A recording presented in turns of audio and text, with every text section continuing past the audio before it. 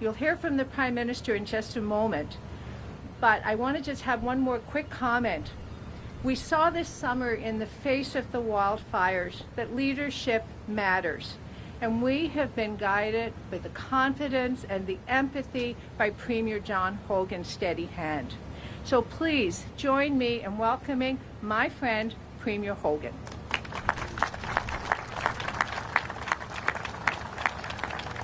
Thank you, and good afternoon, everyone, and thank you to Joanne for that warm welcome, and thank you, Prime Minister Carney, for being here in St. John's, Newfoundland and Labrador today. I can say very confidently that Newfoundlanders and Labradorians and Canadians are very supportive of you and your government and your vision for this country. I know what Newfoundlanders and Labradorians want now. They want calm, steady, sure leadership to deal with the issues that are facing us as a country and as a province. And Prime Minister, having gotten to know you over the last 4 months, I know that you certainly offer that leadership, whether it's issues with trade and tariffs forced upon us by our Americans. I know that Prime Minister Carney is the right person to come to a good deal, negotiate that deal, not at all costs, but a right deal for Canadians and for Newfoundlanders and Labradorians. And he will deliver that deal, and not a moment sooner. He will deliver that when the deal is right. And I have full faith in our Prime Minister to do that. And then I think about what the Prime Minister means for Newfoundland and Labrador. And I think we all share his vision that nation-building projects, getting people to work, building and rebuilding this country from coast to coast to coast is where we need to be as a country. And I'm happy to be there as a Premier, side by side with the Prime Minister, as we look at those projects. And as I said to him over the past few months, getting to know him, meetings one-on-one, that nowhere in the country has projects to offer like we have to offer here at Newfoundland and Labrador. If you want to talk about what it means to build a nation, look no further than Quebec and Newfoundland and Labrador coming to an agreement to right past wrongs on the Churchill River in Labrador. And we've talked about day in and day out what that means for the provincial government and our coffers, over $225 billion. But what we haven't talked about is what that means in terms of economic spin-off, the job growth, job creation, not only for the mega projects, but for the mining industry in Labrador West, and what that means for all Newfoundlanders and Labradorians. That money and that economic spin-off will deliver funds for better education, better healthcare, and better infrastructure. And we don't stop there, of course. We need to continue to grow our oil industry here in Newfoundland and Labrador. And I've had great conversations with the Prime Minister about our oil projects. Most importantly, the next one on the horizon, Beta Nord. And I know the Prime Minister supports us. I know he supports Newfoundlanders and Labradorians. And I know he supports workers. I see a lot of workers here today from New Dock and other facilities. And it means so much to see everybody here today to support us and to support the Prime Minister. So as I said, when it really comes down to it, it's about getting people to work. It's about jobs. And it's about money in people's pockets. So I'm very pleased to welcome Prime Minister Mark Carney here to St. John's Harbour, to Newfoundland and Labrador, to talk more about what he will deliver for Newfoundlanders and Labradorians. Prime Minister. Thank you, John. Thank you. Thank you very much. Good afternoon, everyone. Bonjour tout le monde. Thank you, Premier. Wow, look at this.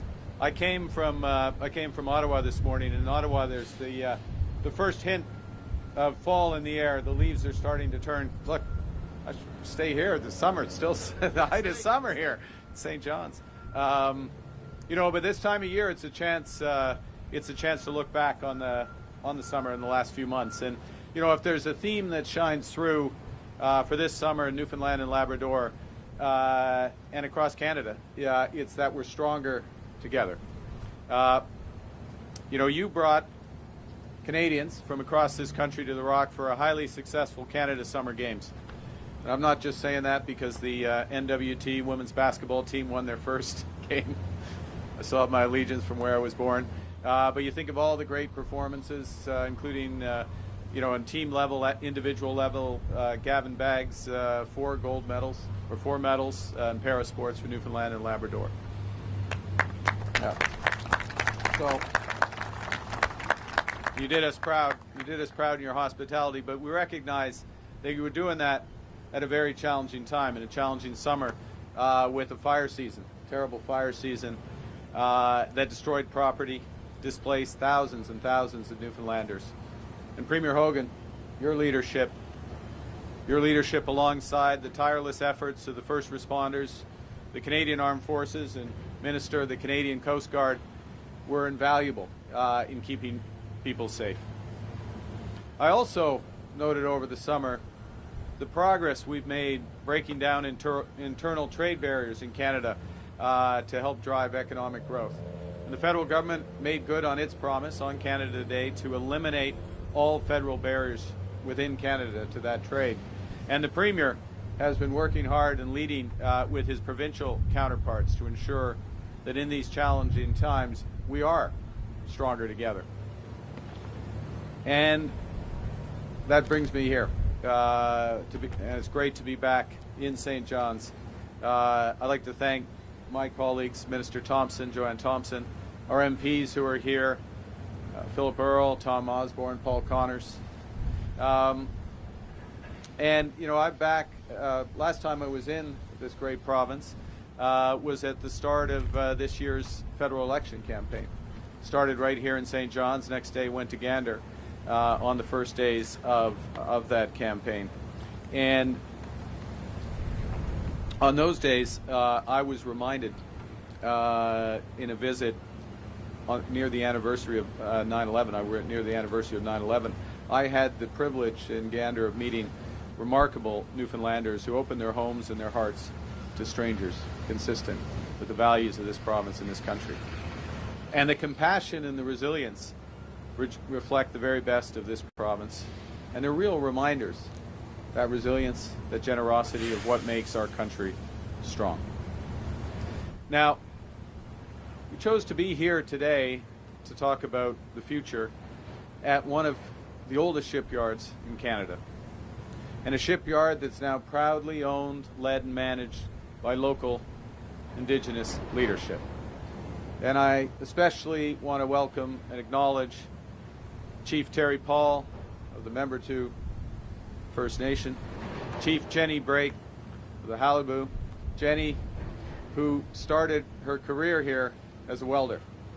And this is a testament to what we can all do. And Sagama, Chief Joe from the Maniapugak. Now, this dock, as old as it is, 140 years, hard-working women and men from the dockyard, repairing and refitting legendary Canadian ships, from the Canadian Coast Guard icebreakers to the Royal Navy fleets. Let's stop and say a word about this. The Premier referenced building from coast to coast to coast. If you think about the building, the major projects here, the crucial project, and I'm so proud of the progress that's been made in Churchill between Newfoundland, Labrador, and Quebec. You think about the opportunities offshore this great province, including Bay du Nord. But you also look at these icebreakers and what they represent, unlocking opportunity in the Arctic and protecting our country, protecting our sovereignty. That's what building Canada strong means. So whether it's the Cape Roger, the Judy Lamars, they are vessels that protect our sovereignty. They're also vessels that unlock the winter ice, unlock the contribution of this economy to Canada's $30 billion ocean economy. And they're vessels that are vital for the research that allows us to prepare and build for the future. And in doing so, New Dock creates good, high-paying, fulfilling careers for our skilled workers, our welders, our pipe fitters, boilermakers, and the other skills, just as Chief Jenny knows. And we know that shipbuilding isn't just central to our history and our character, it's essential to our future. But that future, that economic future for our country, is caught up in a storm. Caught up in a storm as the United States fundamentally reshapes all of its trading relationships. And to be clear, Canada currently has the best deal of any of the United States trading partners in the world. 85% of our trade with the United States has no tariffs. It's tariff-free. And we have the lowest average tariff rate of any country. But we've learned a lesson over the course of the last several months, is that our relationship with the U.S. is changing. And we can't rely on our most important trading relationship as we once did. You know, we can't control what other nations do, but we can control our destiny. So we're focusing on what we can control and building our economic strength right here at home. C'est là notre mission principale, notre étoile de nord. Le nouveau gouvernement du Canada est déterminé à bâtir l'économie la plus forte du G7. De cette fin, nous nous lançons dans un plan ambitieux visant à assurer une nouvelle ère de prospérité après avoir surmonté l'adversité. Notre nouvelle stratégie industrielle transformera notre économie qui passera d'une dépendance excessive envers les États-Unis à une économie la plus résiliente face aux chocs mondiaux. Une nouvelle économie fondée sur les bases solides des industries canadiennes et soutenue par des partenaires mondiaux diversifiés. Just last Friday, in Mississauga, I announced a series of new and comprehensive measures to protect, build, and transform our strategic industries so they can prosper in this new global economy. These measures are, they're wide-ranging and they're flexible, they're focused on the future. And the first thing we focused on was measures so that Canadian workers can develop the skills for those new high-paying careers that those nation-building projects that Premier and I referenced will create. And we shouldn't underestimate, I'll stop here, shouldn't underestimate just how many jobs will be created, for example, in Churchill, as it's built out, on top of the over $225 billion of revenues that come to this province as it operates over decades. So we start with workers, we start with retraining, we start with building. And then we go to those industries and we give them the opportunity to pivot to new products and markets with a $5 billion new strategic response fund. The third thing is we've introduced a comprehensive Buy Canadian policy. So we're modernizing all of Canada's public procurement to prioritize public and Canadian suppliers. Because it's time that we become our own best customer, buying Canadian to build Canadian. So your government will buy in this province and across this country. Fourth, you know, there's some businesses that are very acutely impacted by these U.S. tariffs, and they need immediate liquidity relief. They need immediate funds in order to adjust. And that's the case for the steel and aluminum industries. These are world-class industries. But they're enduring punishing U.S. tariffs. And these impacts are being felt far and wide, including out here on the East Coast. So our liquidity facilities give businesses the support and the time that they need to position themselves for the future. And lastly, this will be my principal focus today, we're strengthening supports for our medium and small businesses. In March, we announced the Regional Tariff Response Initiative, $450 million across the country to support SMEs directly or indirectly impacted by those U.S. tariffs. And the idea is so these companies can step up and diversify their products, diversify their markets, adopt new technologies, become more competitive. And last week, I announced that we'd increase the funding for this from $450 million to $1 billion. Not just that, we'd extend the repayment periods for up to 9 years and provide new non-repayable contributions of up to $1 million across all sectors, so from seafood through to IT.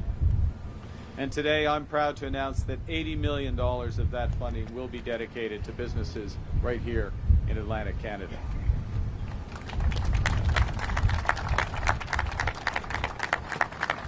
Thank you.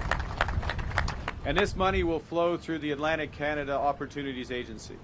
We'll fund small and medium-sized businesses across the region, help them not just to invest, not just to endure, but to thrive. It'll be important for that ocean economy. More than half of that $30 billion ocean economy is right here in Atlantic Canada. In all, this region's a giant in fishing, manufacturing, forestry, IT, energy, shipbuilding. And its overseas trade corridors sitting here in St. John's Harbour connect Canada with the rest of the world.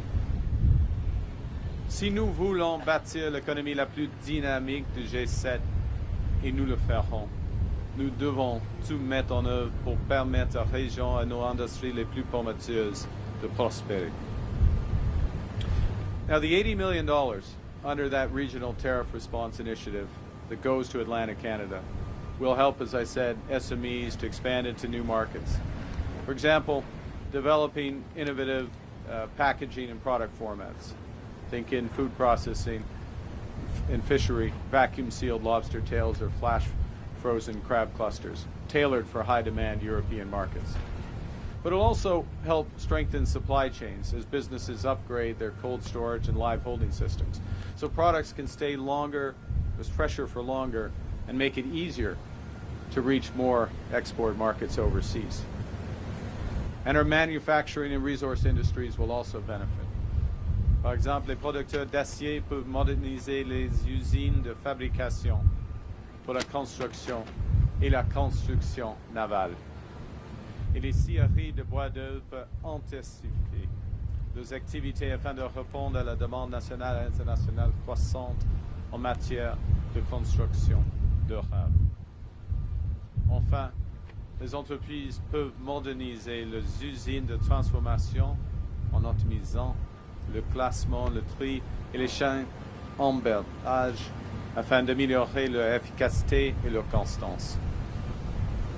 So equipping Atlantic Canadian businesses with the tools they need to respond to new challenges, to innovate, to modernize, to expand operations and customer bases, to take full advantage of new opportunities.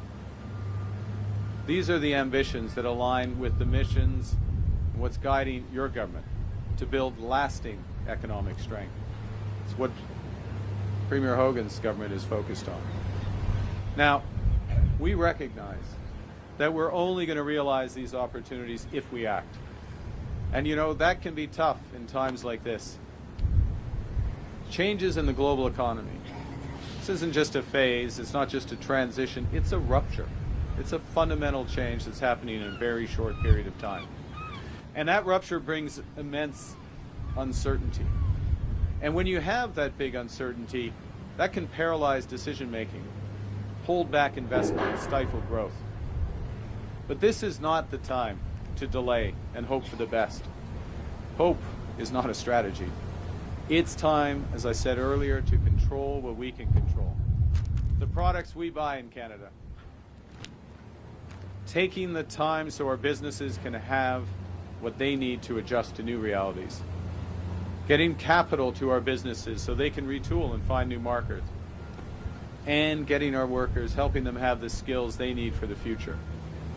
Because when our businesses take calculated risks rather than face unknowable uncertainties, our builders, our innovators, our entrepreneurs thrive, and all of Atlantic Canada and the whole of the country rises with them, with higher wages and a brighter future. The people of this province, from their history, know better than anyone how precarious an industry can be. You know that the forces can change overnight and change everything. We are clear-eyed. Canada's new government is clear-eyed about the scale and the speed of the forces currently at play outside our shores. So we're empowering Canadians to shape our own destiny, to build the future we want, an economic future that's not reliant on one trading partner, but built on strong Canadian industries, powered by strong Canadian demand, and bolstered by new international trading partners. So we're making the major investments to ensure our industries, our businesses can bridge to that future, seize opportunities, so we can create that rising tide that lifts all boats. A global leader in food, in fishing, in shipping, in defense, in IT, and in energy, because Canada has what the world needs, and we have the values to which the world aspires. Because together, stronger, we are building Canada strong. Thank you very much. Merci beaucoup, and I look forward to your questions. Thank you, Prime Minister. We'll now begin the question period. We'll start with question. Go ahead. Heather Gillis with CBC News. Hi. Prime Minister, how do you plan to pay for these support measures? Will it be adding to the deficit or through cutting programs? So the measures we're taking, the Strategic Response Fund, liquidity so that businesses can pivot to grow. What I'm talking about principally today, the Regional Tariff Response Initiative, $80 million for Atlantic Canadian small, medium-sized enterprises so they can invest in the future. Those are investments. Those are proud investments. They're ambition investments for the future. And what the government is going to do, what we're in the process for the next budget, is focusing on reducing waste, reducing unnecessary federal spending, reducing the duplication in federal spending, becoming more efficient in federal spending so that we have the room, we have the force to support our businesses so they can invest for the future. That's what we're doing. And a key message from today is we're doing that, and we'll be working with the province of Newfoundland and Labrador on major projects in energy, clean and conventional energy, for example. We're also working with the smallest businesses in Newfoundland and Labrador so that they can all invest for a brighter future. Prochaine question. Bonjour, Kira Morellon avec Radio-Canada. Ma question est pour le Premier ministre. Vous avez parlé beaucoup d'unité nationale depuis votre arrivée au pouvoir. Oui. Pourtant, au Québec, le Parti québécois a quand même le vent dans les voiles et son chef est pressé de tenir un 3e référendum sur l'indépendance de la province s'il est élu Premier ministre l'an prochain. Est-ce que vous êtes inquiet pour l'unité nationale? J'ai beaucoup de confiance pour l'avenir du Canada, l'avenir du Québec, l'avenir du Canada, parce que les Québécois et Québécoises, ils veulent investir dans l'économie québécoise.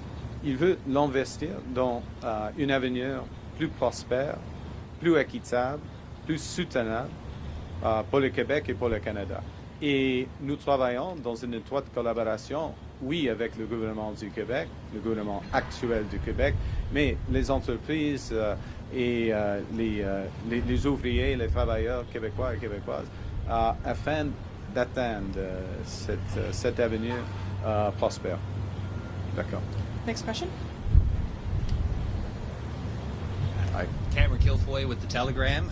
I'm curious, what kind of relief can people who lost their homes to wildfires here expect from the federal government, and when? And I'm also curious if you believe it's time to establish a national fire agency, given the amount of destruction seen this season. Well, I think thanks for the question, and let me first say to those families who've lost their homes, lost their property, and been through the trauma of the fires, that recognize the immense anguish that brings. I'm grateful, as I said earlier, to the Premier's leadership, to the first responders, to the forces, to the Coast Guard, the action, the speedy action and timely action that helped preserve lives during this difficult time. We're working through the compensation. It'll be at the appropriate time. My key point, though, to your question, is we have an emergency response agency which helps coordinate those responses. I think what we're taking from that is we need to continue to invest in all aspects of fire prevention, including with Indigenous peoples, with traditional methods, all aspects of fire prevention, fire detection. We're making huge investments in our satellite detection, which is helping us to move quickly, and our capacity to move quickly in any part of this country in order to limit the damage from the wildfires. That will, and that's everything from those first responders, our firefighters, to our water bomber capacity, and you'll be hearing more about all those aspects in the coming weeks. Thank you. Next question. Question Gibson. Hello, Bailey Howard, NTV. We've heard a lot of talk about Churchill Falls and Gull Island being on the national projects list. What sort of responsibility does that mean Canada has in these projects, and if they were to go south, what sort of repercussions would there be then for the federal government as well? Well, I think the first thing to say is that both of those projects and a longer list of opportunities, enormous opportunities, obviously, in Newfoundland and Labrador, and I think enormous enthusiasm and energy in order to help realize those. So I think of them not going south, I think of them going north, in this case, to use the analogy, going forward and building. And part of where the federal government comes in, and it depends on the project. There's different ways that we have a role. And by the way, sometimes the answer to our role is just get out of the way. The project's going to move forward, the province has it in hand, and the federal government steps back and focuses on other things. But in a variety of cases, it will be working on making sure the appropriate environmental assessments are done, other regulatory concerns, and as much as possible done in cooperation with the province. And we're working with the province on a cooperation agreement that will help make that even more efficient. So that's one aspect. There's other aspects where a project will have, particularly something on clean energy, for example, will have tremendous ancillary benefits for the economy. In other words, it sets us up, sets Newfoundland and Labrador, but Canada as well, up for the future in terms of decades. And in those cases, sometimes through the tax system, other aspects, we can provide incentives to move those projects forward as well. Third area is in training. Now, first and foremost, a responsibility of the provinces, but working with the provinces to make sure people are getting the skills so that these major investments are benefiting people like the workers surrounding us, their families, their friends, their neighbors, because the scale of ambition in this province and in this country isn't just, and not that your question implied this, one project, but a series of projects, a series of major investments. So we're really sending the message that this is 30 years of work.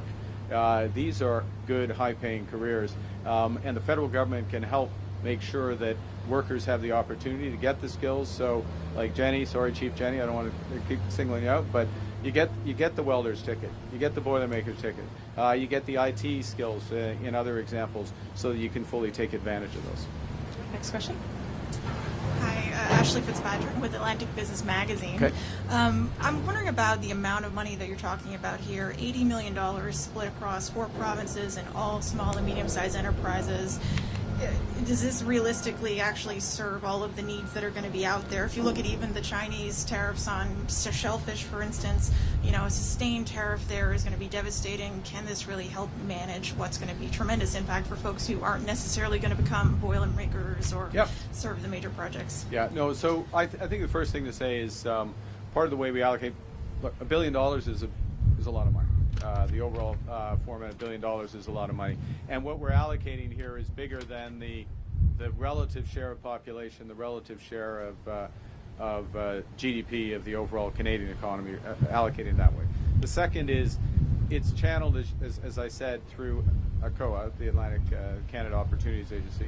And it's one of multiple projects or policies, initiatives that's channeled through ACOA. And then on top of that, we have the Business Development Bank programs as well. On top of that, we have various liquidity facilities that are available as well. So there's lots of ways to help businesses get time to develop the plan and make the pivot. I'll make another point, though. I just want to reinforce something the Premier was saying, because I think it's so important. There is a connection between these big projects and a small business. These big projects, even in the early days of the development of the engineering for these projects, the early work in steel and fabrication industry and other, they create tremendous amount of activity as well. And since we're focused, and this is a key element of our strategy that we announced last Friday, since the federal government's very focused of, if we're putting Canadian taxpayer dollars at work into moving these big projects forward, and in other areas, we expect buy Canadian. We expect to buy Canadian steel. We expect to use Canadian IT professionals, Canadian HR, and on and on and on. And so that starts to really add up, and we're going to have to look at the whole, and we're going to add to this as necessary going forward. En français, tout cela, bah, ça prend du temps. Alors, en ce qui concerne le montant est plus grand que la proportion les 4 provinces ici, la proportion du PIB national ou de leur population, la proportion de population nationale. Premier point. Deuxième point, il y a plusieurs initiatives de ACOA, y compris la liquidité de la Banque de développement du Canada, par exemple. Alors, il y a plusieurs initiatives. Et on ajoute cette initiative d'aujourd'hui avec les autres. Point final, les grands projets, les projets à l'échelle nationale, ils vont créer des retombées pour des petites et moyennes entreprises en même temps. Merci. I just had a quick follow-up, and that's in terms of regional distribution. I'm wondering, do you find yourself right now pulled between the provinces in terms of their different demands, and is that becoming difficult for you to navigate in any way? We are working very close. I'd answer it differently. We're working very closely with the provinces. We're working. We know which we work closely. I work closely with the Premier. We know which industries also are most immediately affected. They're the so-called strategic industry for the Americans: steel, aluminum, forest products, automobiles, copper, pharma to come. And then we can see the connections to other sectors from that. So we can target that way, and yes, there's a different regional distribution of each of those industries, so we're aware of that. But we're also conscious of the knock-on effects of those tariffs. So we don't want to overly concentrate just on the strategic sectors. And it's an ugly term. Maybe it's not ugly, but it's just complicated. These are agnostic, neutral across different industries, that what we're announcing. So you don't have to directly have a tariff impact in order to have them. But let me say one last thing, which is to focus again on the forward. And standing here, we see examples of this. These Coast Guard ships, icebreakers, and others like them are going to help open up opportunities. They are also going to be invested in, future examples are going to be invested in through our defense industrial strategy. To protect Canada, to make our country secure, we're going to spend a very large amount of money to make this country secure in a world that's much more dangerous. Now, we're going to spend it in a way that's smart. We're going to spend it in a way that helps shipyards in Canada, where skilled trades people in Canada are working on developing that. Right now, or up until now, the country's been sending 70 cents on every dollar of military procurement outside of Canada to the United States, and that's going to change, and that's part of what our new focus is. Okay. Next question. We'll have time for 2 more. Hi there, my name is Sarah Smelly. I'm with the Canadian Press. How is the federal government planning to change its climate change policies and targets for 2030 and 2035? Well, the focus, as we stressed on Friday, and we will be going in more detail in the coming weeks, our focus in this very rapidly changing global economy is on what we call climate competitiveness. So we see becoming low carbon in any industry as being a key driver of competitiveness. So let's take conventional oil and gas, offshore, and for example, offshore oil and gas, Bay du Nord as an example. That's one of the lowest carbon new oil fields, depending on how you develop it, but that's the intention, one of the lowest carbon conventional oil and gas opportunities, conventional energy, but oil and gas opportunities that this country has. So we look at that as a way of being competitive in conventional energy. At the same time, we look at the immense opportunity in hydro, again with Churchill. That doesn't just unlock $225 billion, and you know your numbers, Premier, $225 billion for Newfoundland and Labrador. It creates enormous clean power that's going to be one of the key factors for manufacturing going forward, for artificial intelligence, data centers going forward. It creates a host of new economic opportunities in Newfoundland and Labrador and Quebec across Canada. So that focus on what can we do in order to drive emissions down in a way that makes the country more competitive is crucial. Last point on it, and I can't stress this enough, our home building strategy, Build Canada Homes, and you'll be hearing more of that in the next few days, that's not just about doubling the number of homes we're building in this country by the end of the decade, or within the next decade. It's about creating a new industry that is lower carbon, that's more efficient, that homes themselves are more energy efficient by more than 20-25%. And all of that will get our emissions down and make us more competitive. So that's the focus of the government. The government is focused on results, making companies, businesses, industries more climate competitive.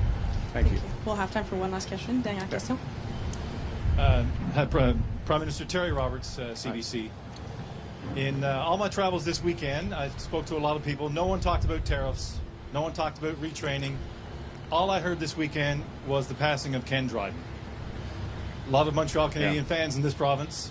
And I'd like for you to comment, a human moment here. Tell us what your thoughts on the passing of a legend. Well, you know, the first thing, I mean, it was tough. You know, sometimes people who you don't know, and I met Ken Dryden very briefly once, so I felt I know Ken Dryden from his public accomplishments. I know Ken Dryden from reading the game a couple times. I know Ken Dryden from his public service, and I know Ken Dryden from a lot of people I know who really knew Ken Dryden. And so when someone like that passes, it's a blow. At the same time, you think back on their contributions. I mean, 6-time Stanley Cup winner, 5-time Vezina Trophy winner. Someone, as I said, one of the things that struck me when he passed was, you know, when he stepped out, and I remember I was a young kid at the time, and he was my favorite goalie. He was my model. I didn't have his height, didn't have his ability, obviously, but when he stepped out from the Habs to go back to law school, to article, effectively, you know, it kind of tells you a different thing about balance in life. Hockey's not everything, even if you're one of the best players in the world, certainly the best goalie in the world at the time.